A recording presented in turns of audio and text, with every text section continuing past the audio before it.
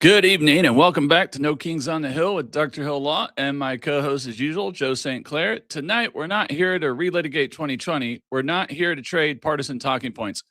We are here to ask a much simpler and far more important question. Can Americans trust their elections in 2026? Because trust doesn't come from slogans. It doesn't come from courts telling people to just move on. And it sure as hell doesn't come from media assurances that tout, oh, there's nothing to see here behind the curtain. Trust comes from a verifiable process. Over the last several years, President Trump forced our country to confront election systems that have been weakened for decades and went largely unscrutinized because they weren't questioned. Mail-in ballots, voter roll accuracy, chain of custody, and post-election transparency. And whether you agree with the president politically or not, those structural questions still remain today. They didn't go away because the news cycle did. Tonight, we're going to talk about what was actually exposed, what the Constitution actually allows, and how recent legal developments combined with the SAVE Act may finally give Americans what they've been asking for, confidence, not compliance. Also, please check out our website at No Kings on the Hill with drhillaw.com. Follow us on our other social media pages and check out all of our past episodes. Also, please hit the subscribe or follow button and the notification bell so you don't miss any future episodes. And hit that like button or tap the screen to share and engage with us in the comments. It's what makes the show better. We will answer questions or reply to comments that pertain to the current subject or further our listeners' or audience's knowledge. And also, please include your state or city so we can introduce you before we reply. Also, thanks to the Patriots Prayer Network for having us and making sure to check out all of the other great Christian conservative creators on the network. And now for a word from our sponsor. If I can find where it went to. Well, maybe tonight I won't do a word from our sponsor if I cannot find the... There it is. All right. Sorry about that. Start there. Here we go now. Now for the word from our sponsor. Heard of Q Broadcast? It's taking the world by storm. People are cutting the cord to their high cable bills and moving away from streaming services like Netflix, Hulu, and others for something better. Q Broadcast. For just $60 a month, you'll get access to every channel you could ever want, including HBO, Cinemax, and Stars. And the best part? There are no contracts, no hidden fees, and you're free to cancel anytime. With Q Broadcast, you can enjoy streaming live TV, movies, and top series on up to 5 devices at once. Whether you're at home or on the go, Q Broadcast makes sure your entertainment is always at your fingertips.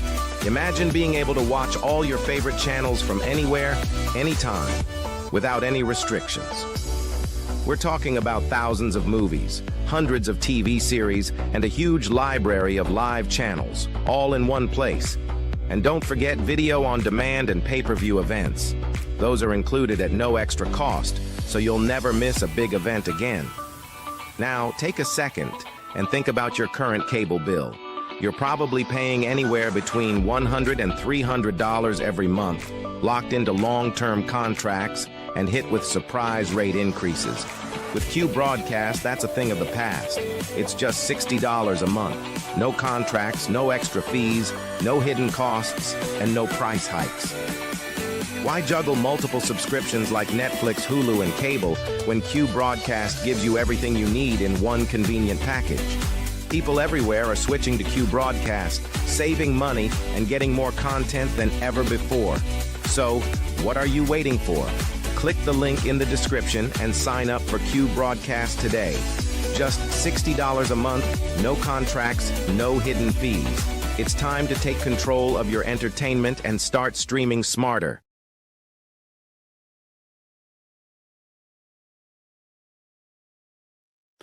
All right. And so welcome back. And first tonight, thank you for listening to No Kings on the Hill with Dr. Alonzo St. Clair. So first, the problem. We have mistaken administration with verification. States run elections. That's not up for debate. However, when those elections determine who sits in Congress or who ultimately becomes president, the federal government and by extension the American people have every right to know those elections were completed lawfully and can be verified. In recent election cycles, Americans witnessed mass mail-in voting being implemented with little to no uniform standards. Voter rolls aged into useless repositories. Chain of custody laws were written on napkins. And once ballots were cast and counted, verification became a hollow pursuit.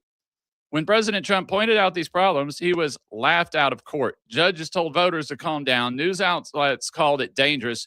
We were told to have faith in a system that asked for our trust but gave us no verification.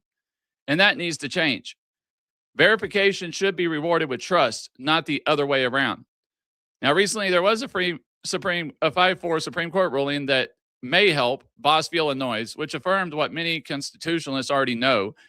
States do not have free reign over federal elections simply because a state claims a candidate can't prove the rule or issue change the outcome of the election. Congress has the power to regulate the time, place, and manner of federal elections, and ensuring they are completed lawfully is well within that right. The SAVE Act takes that first step. Critics will bleed it voter suppression, when in reality, this is just voter verification. Verifying eligibility through proof of citizenship and clean voter rolls doesn't suppress anyone's vote. It protects the votes of everyone who plays by the rules. But what good is it that if there is no independent verification after election night? Enter a limited federal voter fraud oversight board, one that does not seek to control state elections, but merely verifies the outcomes of federal congressional races and the presidential race. Have this board verify eligibility before a federal mail-in ballot is issued. Check that the chain of custody was followed, require documentation that all mail-in ballots were sent only to federal eligible voters, and match all counted ballots against voter rolls after state certification. Oversight is not the same as seizing control. Verification does not equal federal interference. In fact, constitutionally, Congress already has the power to do this. They just don't. As of right now, this is what I've been using as an example lately is, okay, so Democrats run the state of California. And so pretty much every person that runs or counts ballots in the state of California is Democrat. So Democrats, do you expect Republicans to believe that if there was a proof of any type of corruption or fraud or abuse that that would take those Democrats out of power, that they're actually going to admit it or show it? And same thing for if you were a Democrat looking at Texas. Would you expect Republicans to do the same? Would you trust them to tell you what really happened if there was any fraud that would have helped Democrats win?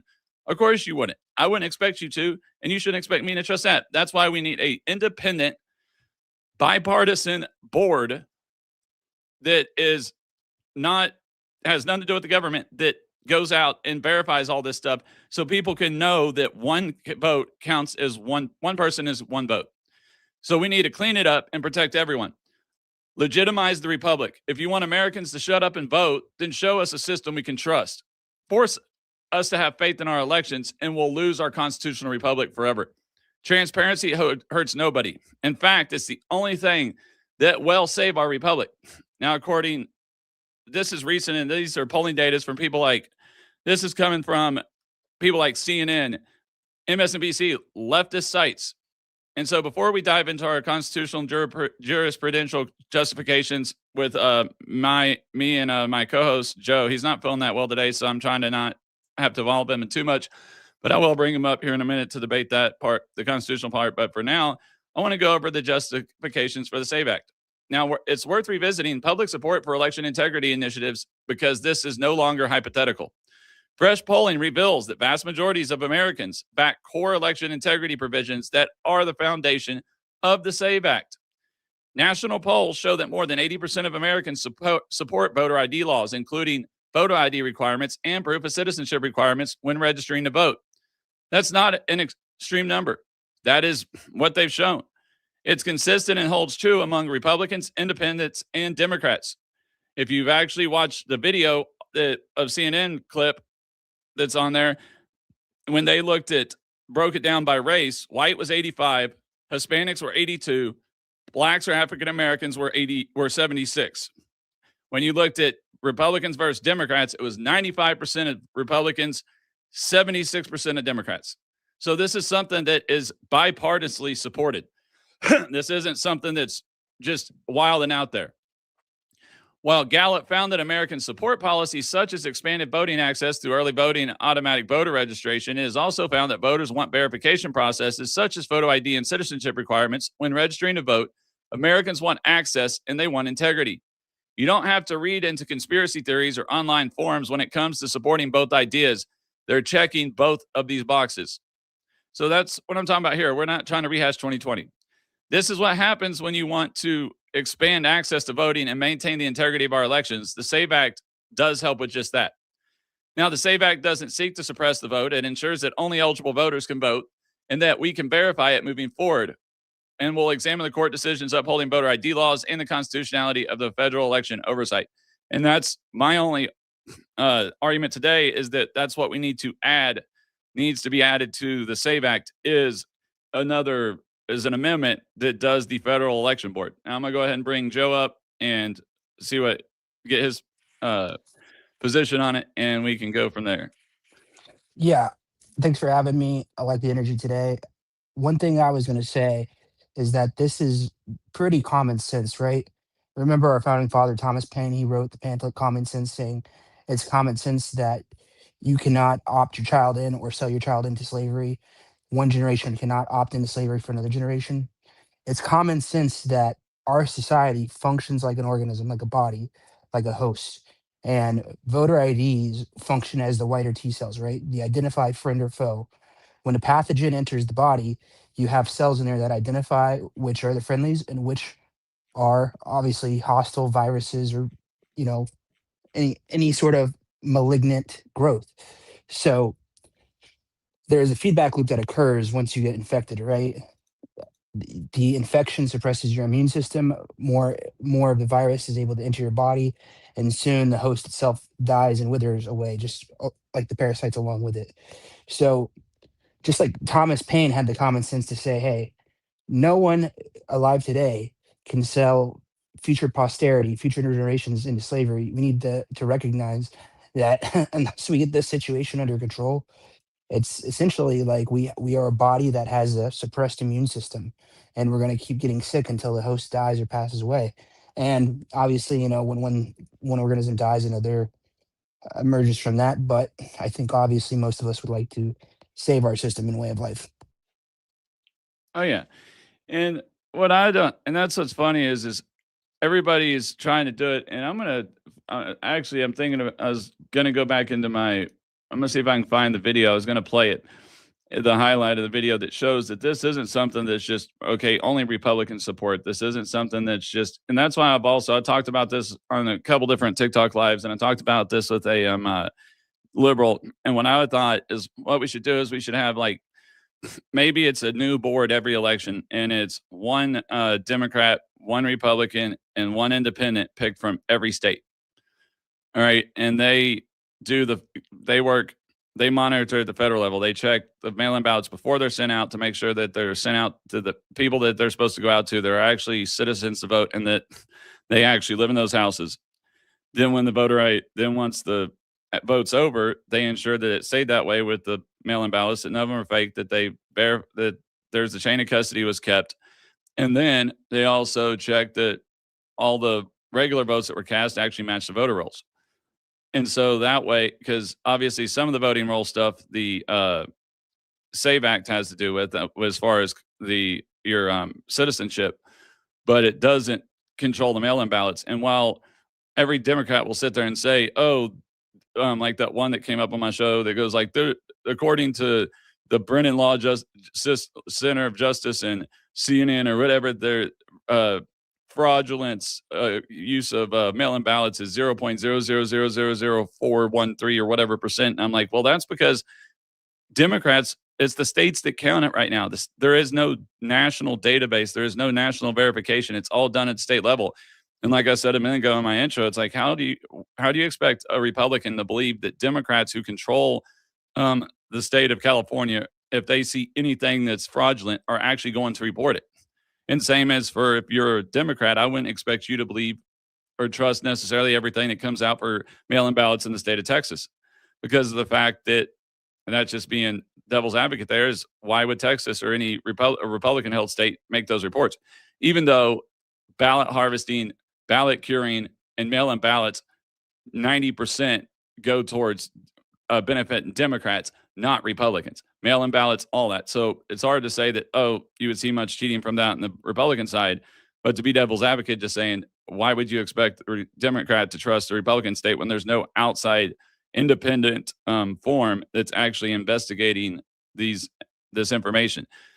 It's not trying to say that, oh, there's definitely, to try to say that there's not more fraud in these mail-in ballots is ridiculous because these states are not going out there and ensuring that the houses that they're sending these mail-in ballots to, that those people still live there, that these people haven't passed away, or that they're still of sound mind and body and they're the ones actually voting, and it's not their kids signing the voting form. Because that's what is going. I mean, that's literally the problem. There is, there's too much loopholes there, especially with this mass as they increase the mail-in ballots come this last election. And it's funny that now Democrats support mail-in ballots, but if you go back in the early 90s and stuff, they were totally against them, just like they were strong on the borders and deportations back then. But all of a sudden now they're not. Well, there's another video on CNN that shows that if you take the negative net migration to California and the blue wall states versus the positive net migration to the red states, as of right now, not including any deportations, just if the current levels stay true until 2030, Democrats would lose 7 seats, Republicans would gain 7. And the initial blue walls that they said, oh, Kamala Harris just needs to win these states to get to 270. And based on the 2030 census, due to the congressional seats and the electoral college votes that those blue states would lose, she would have only gotten to 263. So that's another reason why these Democrats are so fighting against deportation, is because of the fact that you take millions of illegal immigrants out of their states, whether they can vote or not, whether you claim they're voting or not, they still count towards congressional seats and electoral college votes in the census. So if Trump gets 10 million or 15 million illegal immigrants deported across the United States, that's going to be some, and especially with a lot of them being in bigger blue states, that is going to be a lot of congressional seats and electoral college votes lost for the Democrats. I mean, it could make it where it's near impossible for them to win another presidential election until the next census. I mean, we need to update the law so that it's not just apportionment based on number of human bodies.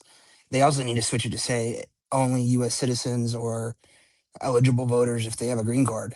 Well, and that's what we know. Well, we know the Supreme Court back in 2016, 2017, when Trump tried to back in 2019, 2020, when he tried to submit a citizenship question in the census, they ruled that was when they ruled that they could do that.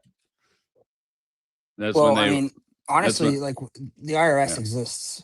They have robust government agencies that are capable of, various types of surveillance, whether that's, economic data, whether it's the amount of,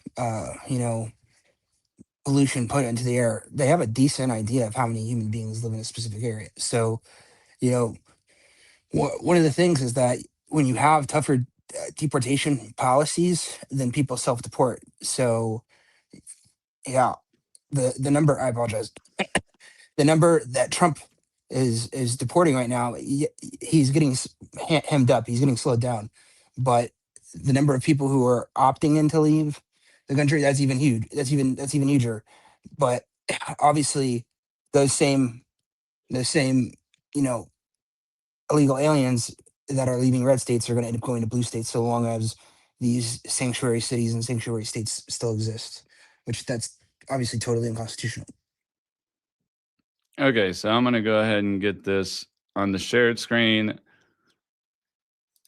I'm going to pause it for a second because I got to bring it up. I need to move this over a page so I can see it, but I'll bring us into the shared and then bring this on stage. All right. So this is to prove they don't believe what we're saying. Here's to prove exactly what I'm saying. And this is coming from CNN. These are polls CNN's created, not Fox News. All this polling on the screen going back since 2018. You'll notice on all of it, it's all north of 75%, 76%, 76%, 76%, 81%, and then 83% in the last year of Americans agree with Nicki Minaj. They favor photo ID to be able to vote. What about by party? What's the party breakdown? Yeah, normally you might expect, hey, there'd be a big divide by party with Republicans really for it and Democrats really against it. But not really here. I mean, just take a look here. Favor photo ID to vote. You got 95% of Republicans, pretty much all of them, but even 71% of Democrats favor photo ID to vote. So again, Nicki Minaj posting that on X, And what you see is that the American people, actually, it's not really all that controversial. The American people are with Nicki Minaj, whether they are Republican or even if they are Democrats. We're talking about 7 in 10 Democrats agreeing with Nicki Minaj that you, in fact, should show a photo ID to vote. What's the racial breakdown? Okay, what's the racial breakdown on this, right? Because I think a lot of people make the argument that people of color, non-white Americans, have a harder time procuring a photo ID to vote. But even here, take a look here, favorite photo ID to vote. 85% of white people favor it, 82% of Latino, 76% of Black Americans favor it. So the bottom line is this: voter ID is not controversial in this country. A photo ID to vote is not controversial in this country. It is not controversial by party, and it is not controversial by race. The vast majority of Americans agree with Nicki Minaj that, in fact, you should have a photo ID to be able to vote. So something of a non-controversy, in other words. That's very good. I mean, this is literally, it's that simple. And you still, the only people that think it's controversial anymore are the Democrats in power. It's Chuck Schumer, it's Nancy Pelosi, it's all of that. It's not your regular Americans. It's not your everyday, the majority of your Democratic Party. It's that small percentage that has got an issue with it. I mean, it's ridiculous. And for everybody that says that there's nothing in the that there's all this stuff in the SAVE Act that's not in there is not true. It's very simple. There's not much to it. Literally just requires a couple different ID things. No, and actually I think it'll be easier to, instead of sharing the bill, it'll be easier for me to do this on my shared stage. Remove that from the stage. Let me add this. I'll just go to my. So this is just a copy of the bill, but I put it into Chat GPT to pull up to make a summary of it. So the requirements is the SAVE Act says a state shall not accept or process a federal election registration application unless documentary proof of U.S. citizenship is presented. And that's what makes this constitutional. It's constitutional for Congress to manage federal elections, not state elections. That means that the states can still allow residents whoever they want to get vote IDs, an ID or vote without an ID if it has to do with state level House, state level Senate seats, state governor, lieutenant governor, judgeships, judicial. Are you talking right now? Oh, it's not. Yeah. Can you hear me? Did it? You can hear my voice, can't you? You can hear my voice. Oh yeah, I can. Okay, it says. I just heard you for the first time. Oh, I don't know why you couldn't hear me, but pretty much what I was saying is the reason why the SAVE Act. I can't hear you right now. Well, everybody else can hear me, so I don't know why you're having trouble. Let me message you on.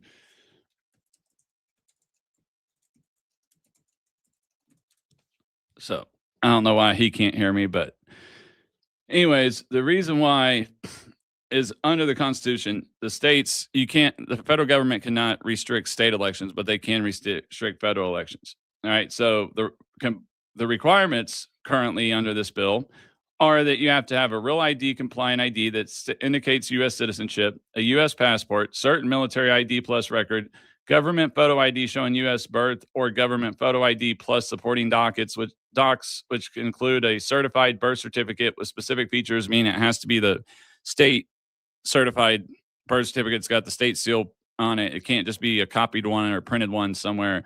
Can't be a scanned copy or a PDF. It has to be the original one. Hospital record of birth, adoption decree, consular report of birth abroad, naturalization, citizenship certificate, etc.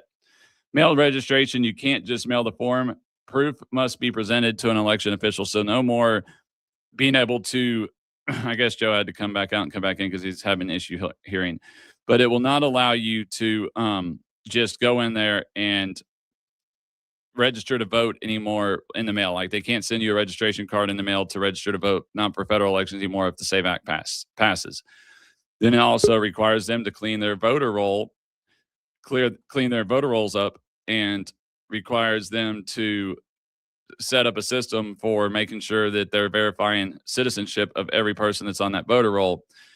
It's already on the rolls, and if once they find out they're not a citizen, they have to clean them off. And if they don't, for the federal election side, there is now civil and criminal penalties, which gives this bill teeth to force states and to actually enforce the law, which everybody should want. Honestly, I believe we looked at this last voting session. Out of 75% of the voting age people to vote were registered, but only about 63% of those people actually showed up to vote. And that was still high. It wasn't record high as in 2020 where it was 66, but it was still higher than usual. During midterms, they're usually about 30 to 40% that actually show up. And I believe one of the reasons why a lot of people don't show up is because they don't believe their vote counts. They believe that there's too much cheating going on, there's too much fraud, there's too many illegals voting, and their one vote doesn't count as one person. So requiring the photo ID to vote, requiring the citizenship to vote, there's no way that somebody could vote in multiple states. There's no way non-citizens are voting, and then more people actually feel secure in their votes. Now, the first year, well, it slowed down a little bit because states are going to have to figure out better ways to get people registered to vote in person because they can no longer mail them voter registration cards in the mail, and they have to verify it in person. But after the states figure that out, I have a feeling that the voter participation rates are going to go up, not down, because this argument that, oh, it's harder for people to get IDs. The only people that don't have IDs are homeless people. And homeless people don't give a shit about politicians or voting. They care about what they're going to eat the next day, what they're going to get to drink, where they're going to lay their head at. Are they going to have a roof over their head? Are they going to freeze to death or not? That's all they're caring about. Anybody else, anybody who's living in an apartment, a house, drives a car, has a job, has a bank account, has an ID, because you need an ID to do all that stuff. You need one to open a bank account. You need one to get your check. You need one to cash a check. You need one to rent a hotel, get an apartment, a house, a car, insurance. Go down the list. I mean, the concept of, voter ID somehow suppression is ridiculous. Can you hear me now, Joe? Yeah, I think it's the hotel Wi-Fi doesn't like something with the firewall and the audio. When I rejoined, I was able to pick it back up, but I don't know why it popped off. Yeah, pretty much. I was reading the bill and showing that the reason why the SAVE Act is constitutional is because it only enforces the requirement for voter ID and citizenship at the federal level, not the state. So states like California or Minnesota that want to allow one person to vote to vouch for 8 people saying that they're U.S. citizens and residents of the state, or California that want, or either those, Oregon, Washington, that still want to give IDs out to illegal immigrants and allow them to vote in state or city or county elections, they can. But they can't do it for the federal elections. They'll have to create a separate registration for the federal elections because this will require, and that's where it makes it constitutional. It doesn't step on states' rights because it keeps that separation. They're not going in and forcing on the states' voter level, even though some states could decide to do this. I think they're going to find a lot more fraud than just immigrants voting. I think that they're going to uncover a large number of people that are voting that probably shouldn't be voting. Oh, yeah, right? and that's what another thing is. This forces people to clean their voter rolls because there's states that haven't cleaned their voter rolls in years, and it's like that was my thing is if you got people that have passed away but they haven't been removed from the voter rolls and they were elderly and you're still sending out their registration cards, who's to say somebody doesn't grab that card and vote for it if you're not actually checking to verify that that person's still alive, if you're not checking to verify that person still lives in the house, if you're not checking signature cards, whatever, how do you know? Really? I mean, it's that simple. It's just common sense. Whether you can prove that of course we can't prove it. Yeah. They proved pretty effective at IDing people on January 6th. So I just, where their attention, where they focus it is entirely a consequence of who's in power and obviously who they favored, dislike politically. No, and that's why I say we need an outside bipartisan committee to monitor and control all this stuff. And maybe they serve like a 2-year time span or a 4-year time span election wise, and they're picked by their individual people in the state, or they're picked by some random generation by voter registration or voting records of just regular normal people who are willing to volunteer or want the job to do it, not elected or appointed by elected officials, stuff like that, not people that are super rich or tied in with the super elite, but just regular people like where I'm at. I just got a call yesterday that they've moved forward with putting me on the zoning board of adjustments. I didn't even know I don't have any connection to the city council, but I'm still getting appointed to it. So we need something like that does it, but on a national scale, and have a national database that actually tracks this, so it can be tracked and kept track of what's going on, so people can actually believe that their elections are secure. I mean, now luckily, thanks. Yep. Now, if I could just find a new job, but obviously, if I get this board posting, that'll be good to put on my resume, and it'll get me connections in the city council and maybe in the GOP in the political side realm of the city I'm in. So that could also help out too with maybe getting some consulting gigs or whatever. And yeah, no. And Elliot, you are correct. It is the far left that will lose their power and control, and it will force the Democratic Party to actually come back to the center where the majority of the Democratic Party lies. That's why Trump ran as a Republican, not a Democrat. It's not because he's a Republican. It's because the Democrats went so far left, and they've allowed that far left to control their party. We honestly need to get rid of this tribalism. We need to get rid of these parties. We need to destroy the GOP and the DNC. Obviously, we'll always have federalists, anti-federalists, originalists, living constitutionalists, non-progressives, progressives. We'll always have constitutionalists or progressives. We'll always have that. We'll always have different ideologies. But the fact is the majority of us, except for maybe 5% on each side or a little less than that on each side, we all want the same thing. We want to leave a better world for our children.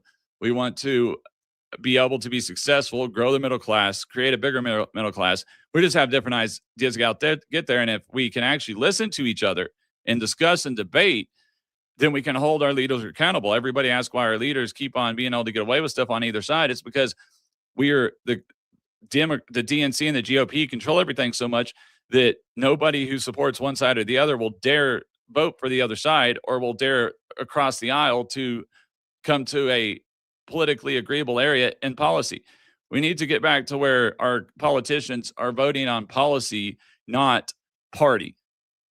Well, they called Ron Paul Dr. No, and his son hasn't been as faithful to that moniker, but I know Massey has kind of continued in that same vein of libertarian. I'm not going to allow any pork barrel spending on any of the bills that I vote yes on. Yeah, and I'm not even necessarily talking about. I'm just talking about because the thing is people wonder why our government, why we're so divided. And I mean, they told us, and our founding fathers literally went through all this stuff. I mean, they literally stated that if we go look through here and we look and go through a couple different ones, Federalist number 10, the central warning, Madison does not flatter the people. He assumes error is inevitable and designs around it. As long as the reason of a man continues fallible and he is at liberty to exercise it, different opinions will be formed. The latent cause of faction are thus shown in the nature of man. Madison treats ignorance, misinformation, and passion as permanent features of popular government, not temporary defects. Madison in Federalist 49 explicitly warns against frequent appeals to the people because ignorance plus emotion overwhelm judgment. And that's what we're seeing right now with the tribalism in the party, is where the ignorance is allowing people's emotion to overwhelm their actual reasonable judgment and to make logical judgments. And as he said, it is a truth. The passions, therefore, not the reason of the public, would sit in judgment. There's longer to it, but it's just kind of a quote of it, that it is a truth which the experience of ages has attested, that the people are commonly most in error when they are most confident. And yeah. And then it's funny that they put it so succinctly, because they do kind of describe, this basic kind of human triangle regarding the desire for power, right? There are those who want power in order to dominate, manipulate others. There are those that want to be left alone. And then there are those who essentially understand that in order to be left alone, they can't just bend over backwards and allow those power hungry, thirsty people to run wild. So, I mean, part of what you're saying, obviously George Washington preached against political parties. He preached against permanent alliances. However, I think it's also important to talk about is that the founding fathers as a whole were opposed to secret societies. And when we're looking at, you know, the modern makeup of our society, you can see what institutions, what agencies within the federal government have the most power. And it's those agencies that are operating in secrecy. So we saw that again. We saw that during Biden administration, where they started. If you're a veteran, if you're a Christian, if you are a PTA member, and you oppose vaccine mandates, then all of a sudden you're on a list. And you know, I can't be in favor of that happening to my political opponents right now. I do think that there's a difference in behavior. I don't think that anyone on the right wasn't burning cities or in mass organizing, autonomous zones. That's nothing that we've seen nothing like that from the right, and that's all come And from the left. But they conflate January 6th with exactly what they're doing to us. They're projecting it on, and that's just fundamental human nature, like you're saying. well, and like I want to read this one. It's Federalist number 1, demagogues exploit ignorance. And this is what we're seeing from the far left. And we see sometimes from the far right too, the powers and the people in power anyways. Hamilton is blunt. Public ignorance is a weapon. He goes, of those men who have overturned the liberties of republics, the greatest numbers have begun their career by paying an obsequious court to the people, commencing demagogues and ending tyrants. And the translation is ignorant electorates are easily seduced by rhetoric, slogans, and false promises. And we see that with Mandami. We see that going on in Minnesota, that with all that they're trying to do all this stuff to distract from the fraud and to try to slow down Trump's deportations. It has nothing to do with their anti-deportation. It has to do with their agenda to keep from the fraud coming out and from people being able to see that from them losing their power and losing their votes, because they know the majority of the Democratic Party is not far left like they think they are. They're more to the center. And in order to stay in the power, because they're losing so many votes and so many Democrats going to the right, that they need all those illegal immigrants for more seats, for votes, for everything. That's why they're against. That's the only reason that makes sense of why they're so against IDs. When the Supreme Court has ruled that it is not unconstitutional, when over 80% of the population agrees with voter ID and requiring citizenship checks before they vote. But yet, for some reason, Democrats in the Senate and the House all say that, oh, it's reclaim the Jim Crow era and all this BS. It has nothing to do with being racist or being an issue with voter ID. It has all to do with the fact that they don't want to lose votes, that they don't want to lose power. It has nothing to do with what's the best for the American people or what's best for our country. It's what keeps us so divided as a people. It's why we aren't holding our leaders accountable on either side, is because we are so divided by tribalism. It's like the Bloods and the Crips. I've been using that analogy because it's blue and red. And Crips are blue, Bloods are red, Democrats are blue, Republicans are red. I mean, it's like the Sunni and the Shiite. Yeah. It's like Protestant and Catholics, or Catholics and Orthodox, or Catholics and Jewish people. Sorry, and no, I do not have a speech impediment. Just some of the words got me a little tongue-tied when I was trying to speak it on a camera. And sometimes when you're sitting there and trying to remember words off the top of your head, not looking from a script, you mess a word a little bit. And I would like to see you read half of the old English words that are in freaking the Federalist Papers out loud and actually pronounce them correctly. I mean, he might be talking to me. I am kind of wheezing a little bit. Now, if you're talking about Joe, he's sick. He's not feeling good. That's why he doesn't have his camera on. That's why he is in the background. That's that. But yeah, so I'll go back. Let me go back to the bill. So what I was proposing on the SAVE Act changes, as far as what we should do, because we don't fully have this yet, is obviously the SAVE Act requires the verification of citizenship plus voter ID laws. And it also actually does have teeth set in it that there is civil and criminal just outcomes if the states don't follow along.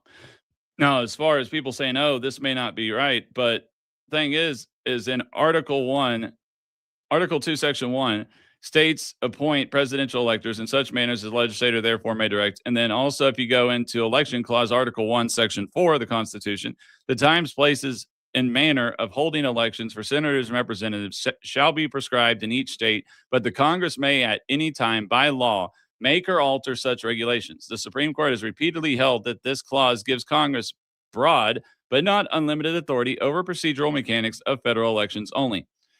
Arizona v. Internal Tribal Council of Arizona, the court held Congress can preempt state election rules governing federal elections, even if states object. Implication: Congress may impose verification, reporting, and monitoring rules for voting registration for federal elections, issuance of federal ballots, and maintenance of federal election voter rolls. And then Congress may retain its authority to regulate counting of electoral votes and protect the integrity of the presidential election process. Burroughs v. United States upheld federal regulation protecting presidential elections because they are national in character. What SCOTUS president says a federal monitoring system may do. Under existing precedent, Congress may constitutionally authorize a federal system that verifies voter rolls for federal elections only, cross-checks citizenship or eligibility for federal ballot access, requires states to maintain separate or tagged federal election rolls if necessary. Requires reporting and transparency. Congress may require states to report roll maintenance actions, document mail ballot issuance and rejection rates, provide federal access to audit data for federal elections. And now that right there is showing we see with, let's go to Fulton County. The federal government was asking for access to the mail-in ballots for a certain amount of mail-in ballots in Fulton County. Fulton County was refusing to give them up. They had to get, even once they got a warrant to get them, they still had to forcefully go remove them. But constitutionally, Congress could pass a law where states have to turn all that over. Obviously, they can't count the actual during the election, but they can verify it after the election. And now also, our congressional members need to realize that they can also now go out and they can start challenging these voter rolls and regulations before fact, thanks to Boss v. Illinois. They no longer have to wait until after an election and somehow prove what they felt was unjust or illegal, actually overturn the election, which if they're not able to view behind the curtain or verify the data or verify chain of custody or anything like that, how can they prove that that law didn't overturn the election? How are they going to prove that if they can't get into it because the attorney general of that state and everybody that's controlling the voting of that state and the ballots are not allowing the federal government to see it? I mean, it's simple as that. And so that's what we need. I think we need to have that an amendment added to this SAVE Act to also, because a lot of people said, oh, mail-in ballots in there, but it's not. The only thing that's in there currently right now is strictly just citizenship and voter ID. And then obviously the ability to go after the states criminally for not doing it and forcing them to clean their voter rolls. Because I can't remember what states are, but there's states that haven't cleaned their voter rolls in 5-10 years. I mean, Texas does it every couple months. There's other states that do it once a year or once every 6 months. But there's states like California and Oregon or Washington or Minnesota that haven't cleaned their voter rolls in 5-10 years.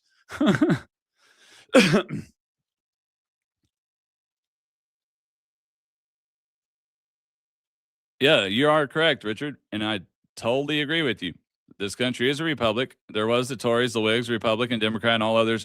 And that's what I mean is there's nothing wrong with those. Just were kind of used to describe people's different views and political beliefs and understandings. But what you got to get away from is this two-party, this tribalism of it's one way or the other, and to where we can actually start working together. And we've got to start teaching civics in school again, because so many people call us a democracy. They don't understand that we are actually a constitutional republic. And we've got midterms coming up in less than a month now for the primaries anyways. Texas, the Republican primaries are March the 4th, if I remember correctly, March 4th or 5th. Other states, it's the 3rd or almost every state somewhere between the 3rd and the 5th. And this is a very important election because right now, with the slim majorities that the Republicans have in Congress and the Senate, and pretty much since the range of the 1933 to like 1953, when Democrats held control of the presidency, the House, and the Senate for 20 years. Other than that, pretty much every party that's controlled both houses in the when the president was elected have lost one of those houses, if not both, at the midterms. If the Republicans lose both houses, Trump will be impeached and removed from office. If we lose Congress, he will be impeached after congressional hearing, going after all of his cabinet members. But the Senate will never remove him from office. If we keep a hold of the House but lose the Senate, then nothing will get passed. None of the bills that he wants codified, that executive orders will get codified that haven't been done. None of the legislation for his agendas that over 77 million people elected him to do will get done because the Democrats will have control of that. This is an election that we need to pretend like Trump is on the ballot. This is not because he is. We have got to keep power of the House and Senate, because usually what happens is the party that's in power, they get complacent and be like, oh, we've got this, we'll win, we're doing great. But the thing is the party that's not in power, they usually hate everything that's going on. So they're even more energized to get out and turn out to vote. So they turn out in mass or numbers, and then we lose one of the House. Then the person in power loses one of the houses. So what we've got to do is ensure that we don't lose that power. We've got to keep control of the House and the Senate so we can fix all the shit that happened, got screwed up over those 20 years, and all the socialist shit and screw up that Obama did. And that happened under Biden with all the freaking him not even running it and his team running it through auto pen. We've got to make sure that all that stuff gets fixed. And if John Thune is not willing to either nuke the filibuster or use the standing filibuster to get the SAVE Act passed, then senators and the Republican Senate, you need to remove him from leadership, because obviously he does not got the spine to do what needs to be done. Because this bill, the SAVE Act, should be as it is right now, should be an easy bill to pass. The amendment that I'm pushing for, that would make it a little more controversial, even though it shouldn't. It should be a nonpartisan thing that we want elections that can be proven that they're fair and equal on all sides. Because I truly believe that would bring more people out to vote. I don't know what you think, Joe, but I think more people would show up to vote if they could believe that there wasn't any cheating or ballot stuffing or illegal votes going on, and that their one vote actually counted as one person. I think Republicans are going to win. I think that, they vilified Trump for so long over so many different things that, there's not too many people that are undecided on Trump. And I just look around and I feel like I have a very good sense of the collective energy and the difference between when Biden was president and Trump isn't president. The level of optimism, positivity, and actually, being proud to be an American. This is not something you saw under Biden. So I just don't see how an entirely regressive political, movement that has, virtue tests and purity tests, I don't see how that's going to attract more people. And, the Democrats have been very good at mobilizing and when Trump's not on the ticket, but, they've been hemorrhaging voters in voter registration, and people have been going towards Republicans for the better part of a year now.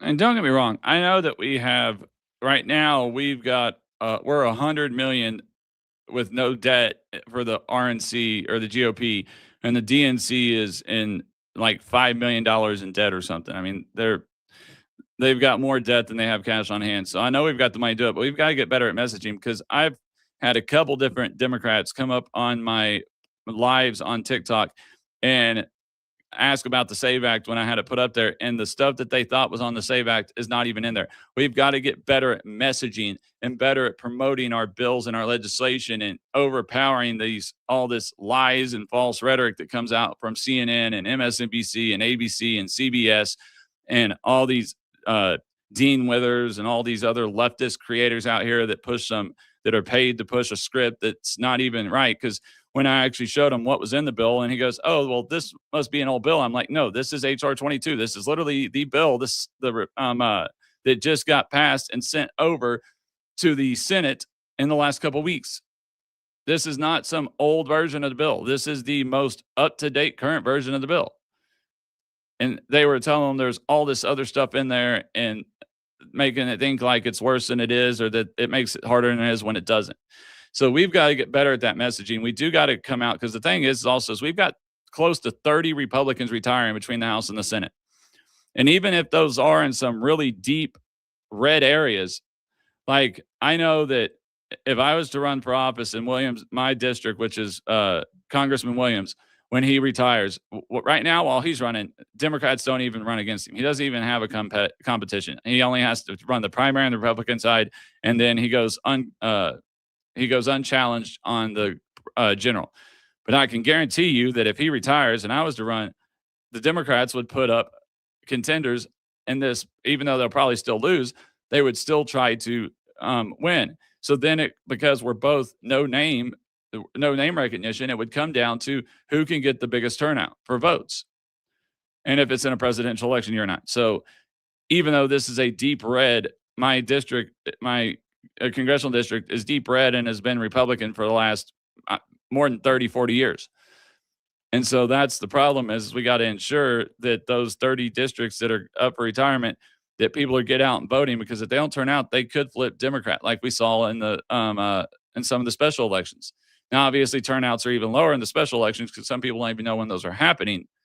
But we've got to get better at our messaging and getting people out to vote and organizing to get people out to vote. That's what we've got to get better at, because Democrats are great at that.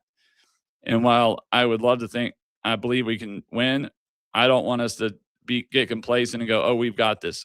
I want us to pretend like everything's on the line and we're going to lose if we don't get out and vote, because that's what we need. A woman said SAVE Act is oppressive to women's votes. That's hilarious. That makes no sense, because to say everybody has IDs, that doesn't. Everybody has a driver's license. That has to be a troll.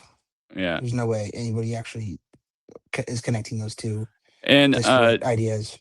Deathra Bello, you are correct. I believe you. That's just common sense. Is California 40% of their, and also that's another thing that was a disappointment today, and that's another reason why we got to be careful, is because the Supreme Court would not denied to hear the challenge for the California new congressional map on the emergency docket. So now the California is going to be possibly adding 5 more Democratic congressional seats, and they'll go down to like only 2 Republican congressional seats, even though in this last election, 43% of Californians voted Republican. Less than 10%, like now, like only 7% of, they'll have like 40% of the state being Republicans will only have a 7% representation. I don't know why those people are sticking around California at this point. You know. Well, and that's why California is so. Get out while you still can. Well, that's why California and Minnesota are so worried about the deportations, is because they're not people. California for the last 2 or 3 years has had a net negative migration for the first time in a long time, where Texas and Georgia and Florida and the southern states, the red states, are having a net positive migration. So we're seeing a lot of those Republicans and even the more moderate Democrats who are switching parties moving down here and out of that state. That's why they're going to be losing congressional seats and the executive. But I was going to say, I want to show one other thing, is for anybody who wants to argue against the Electoral College, is the Federalist Papers pretty much warn you about it. And that is that the whole point of the Electoral College, and this was even foreseen back then, was even when there was only 13 colonies, it's almost like they saw that we were going to expand the United States. When there was only 13 colonies, even then, the majority of the population of the whole United States lived on the coastal regions. They lived in Boston, New York City, New Jersey, the Virginia coastline. That's where everybody lived. Nobody lived inland. And so the whole point of the Electoral College was to stop a minority from controlling the area. And for any people that don't really understand that, it means stop a majority party, the majority of the population, but in a minority of the country, from controlling the whole politics of the rest of the country. That was the whole point of electoral college, was so that people in the middle, who maybe those states are less populated, but still want to have a say in their governing, to their votes count, versus if we didn't have the electoral college, everything would run through New York, New Jersey, Boston, Virginia, California, Oregon, Washington. That's all you would see the presidential candidates go to. They wouldn't go to the middle. They wouldn't go to Iowa.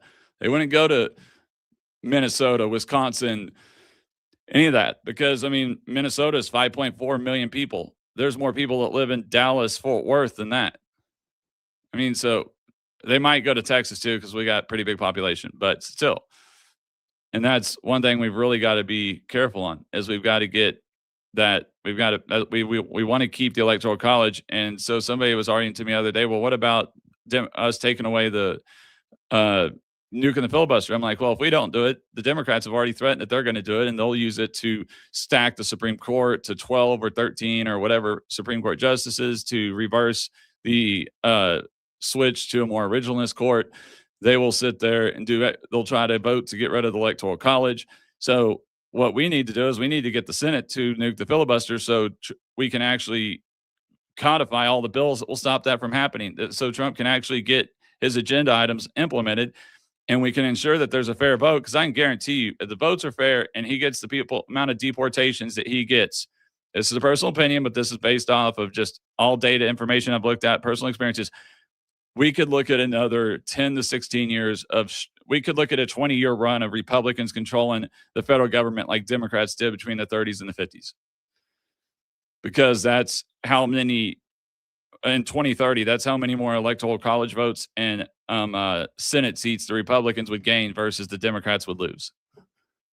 There's a good chance that we would see a Vance, 2 terms with Vance and Rubio, and then 2 terms of Rubio. What do you think, Joe? I mean, the thing that I see is that whether it's getting rid of the filibuster, whether it's stacking the Supreme Court, approaching this situation where it's winner takes all over the next couple of elections. This is truly the, trajectory of where our country will go. Will it be stamped out like so many other great societies and great nations by tyranny and by, people that are too lazy to self-reflect and think that being spoon-fed what's right and wrong by the internet or television, somehow they're virtuous? No, I think that, I think that, again, I'm optimistic. I know who I am. I know the country I came from, and I know that there's still the American spirit and American exceptionalism. So, it's like Dr. Hill is saying, like, now is the time to not give up. And, it seems like we keep getting to the 1 yard line. And I think Trump said it before, this is the last election you'll have to vote in. Obviously, he was not right. But that's the kind of mentality that both political parties have right now, is this is the last election you'll ever have to vote in. Oh, and Joe, that was Country Boy that sent that message over. So he's being serious. That's what somebody said in a TikTok live he was in. He's a big supporter of my TikTok lives. Country Boy, the one that said that a woman said SAVE Act is oppressive to women's votes. I believe him that somebody said that to him, because he's not a troll. He's actually that's Country Boy from TikTok. I believe him. I don't believe the woman's assertion. Oh yeah, I thought she was in here saying that. I noticed it said, no, this is Country Boy. So yeah, I trust Country Boy, because he's in my lives all the time.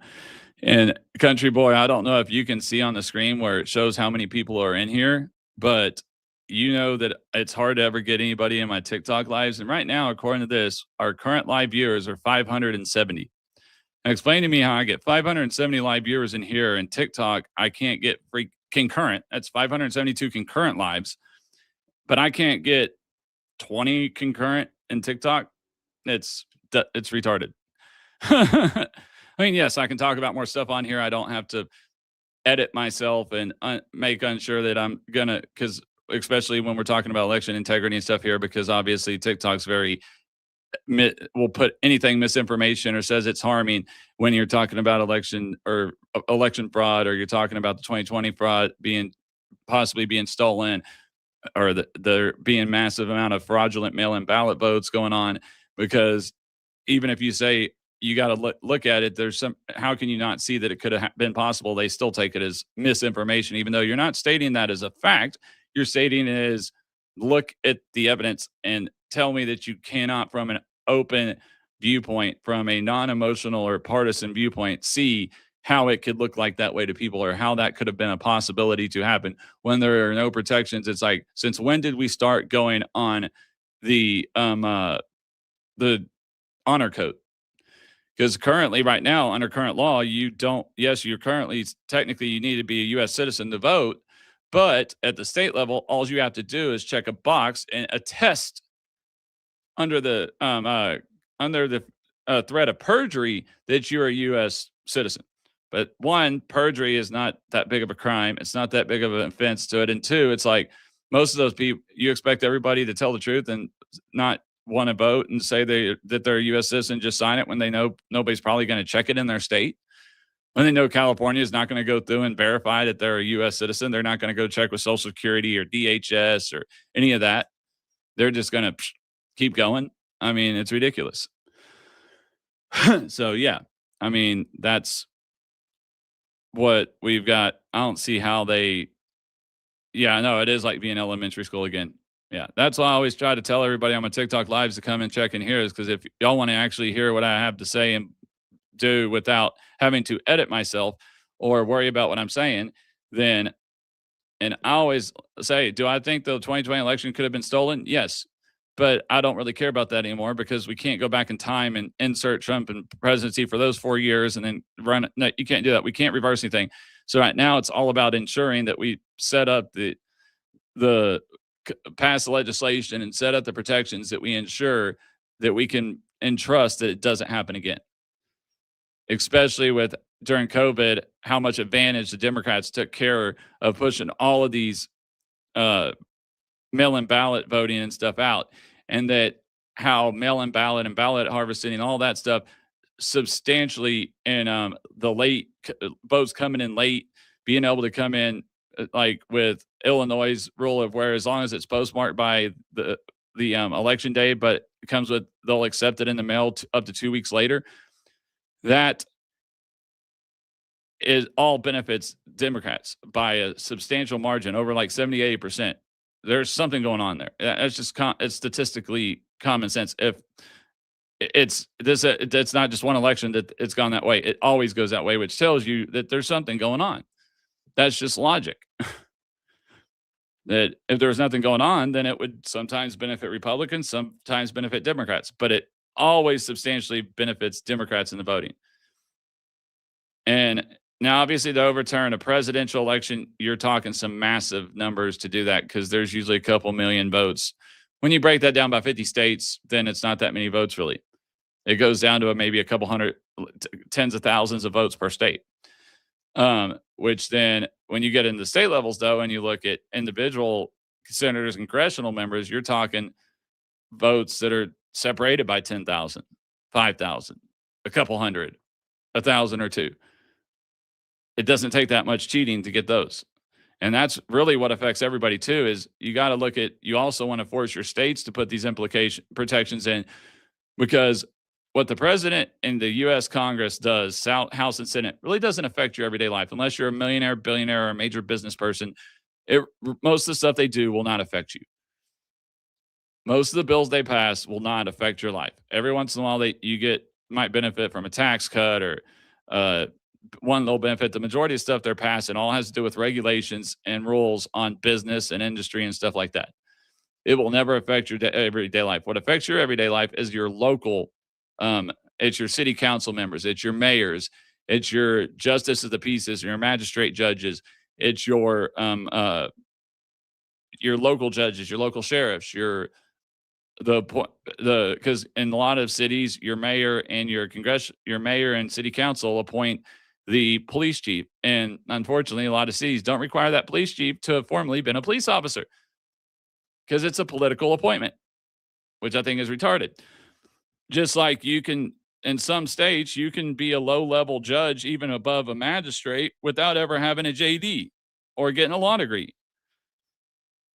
Now, obviously, like in the state of Texas, if you want to run as a justice of the peace, which you'll never do anything over like $5,000 or $10,000 in civil, it's mainly family court, marriage is traffic court, stuff like that.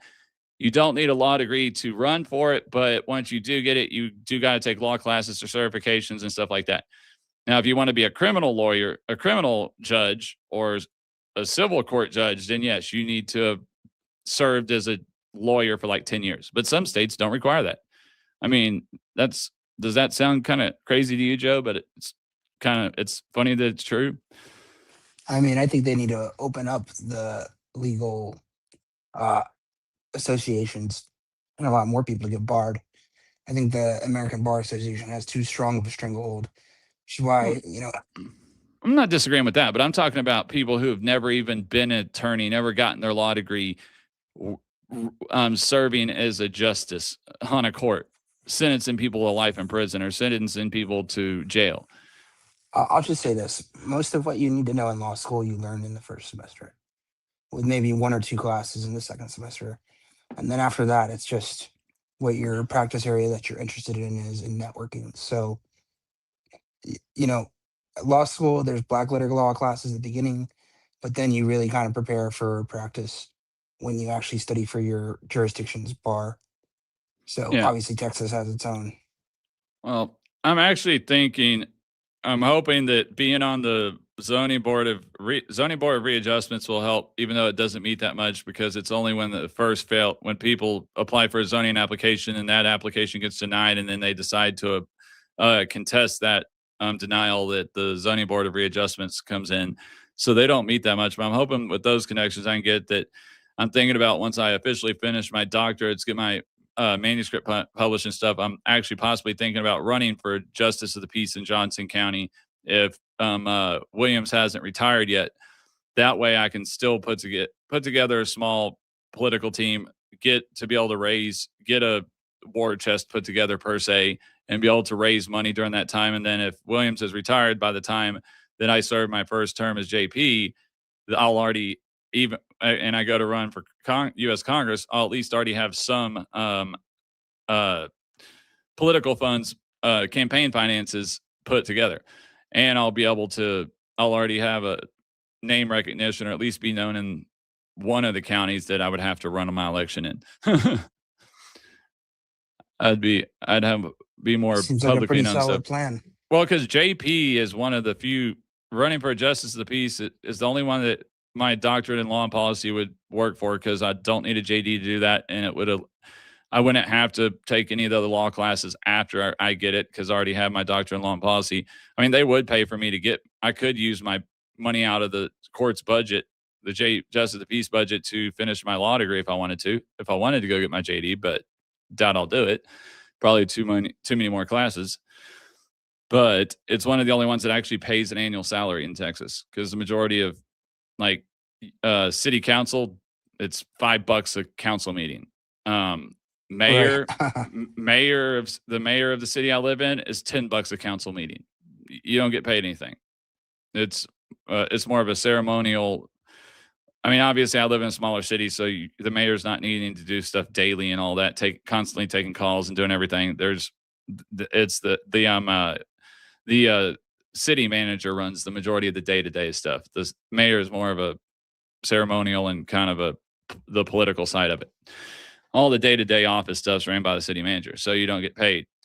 And you can't be the city manager and the mayor in the same city. You can be a city manager in one city and a mayor in the other, but JP is actually one of the ones that actually fully pays. It's like $157,000 a year. So nice. It's actually a job versus just it's actually a career versus anything else. But alrighty, well, we're over our hour, so I am going to take a break here, guys, and then I'll probably I'm gonna go ahead and do a TikTok live tonight. So anybody who wants to check me out on over there, it's Dr. Hill Law on TikTok. Also, you can go to I don't know why it's not streaming down here, but go to the banner the website, and on the banner that you see scrolling across the bottom of the page, www.nokingsonthehillwithdrhillaw.com. There on the homepage, it'll open up on the homepage up at the top right corner, or all the social media sites. You can find my TikTok link to follow me on TikTok there. Also on Facebook, YouTube, Twitch, and X. Then we are live every Wednesday at 5 p.m. either on the Patriot Para Network through Rumble, Facebook, and X, and then or you can find us on No Kings on the Hill with Dr. Hill Law, No Kings on the Hill YouTube, and Twitch. Currently, it's not on our Facebook page because we don't have enough people following the Facebook page to go live on it. So still currently we're going live on my personal Facebook page. But YouTube, you can find us there. You can also sign up on the website to get weekly blogs. I've been trying to do them weekly, but since there's not really anybody that's signed up yet, I haven't been doing a lot of them. Please, you can comment on there. Let us know what you think of the show. If there's any other any topics you'd like to see us cover, please let us know. Right now, with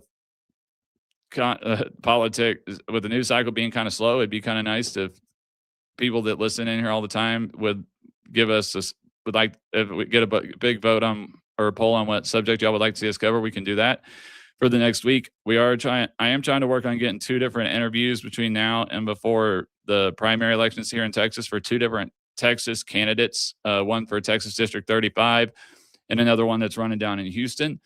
I'm trying to get them booked for interviews. So I will let y'all know when we get that. If y'all know of anybody that would like to come on for an interview that's running for office, please let us know on the Republican side or even the Democrat, because we've got midterms coming up, and that's the big thing we got going with right now is elections. So thank you for tuning in, watching me and Joe on No Kings on the Hill with Dr. Hill Law and for episode 19. And we will see y'all next Wednesday, and hope y'all have a good evening.